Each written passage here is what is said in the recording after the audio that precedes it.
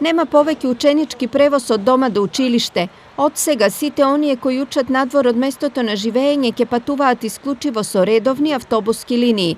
Ова е проблем за учениците од штипските средни училишта кои доаѓаат од околните општини, особено оние од селата. Тие ќе мора дополнително да патуваат до локалните автобуски станици, оттаму до Штипската, па до училиштата.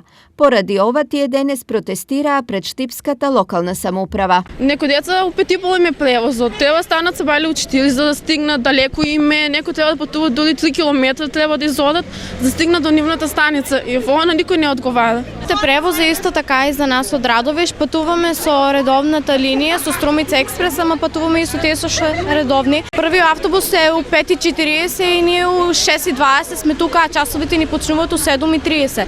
А вториот автобус ни у 7 часот и тука стигнуваме на кај 7:40, а веќе ние доцнеме. Со редовна линија не може, колку седат, толку и стоат, значи ние секогаш стоеме и вака не може. Ако ова подитно не се реши, учениците се закануваат со масовни протести. Бараме во да се смене или ние ќе направиме нешто, ќе штрајкуваме, ќе бойкотираме се што треба ќе направиме, ние вака не ќе не одговара на никој. Од друга страна, од општината се категорични дека бесплатниот ученички превоз е организиран по сите стандарди. Општината мора да постапува според законските норми, како општинска администрација во консултација со министерствата.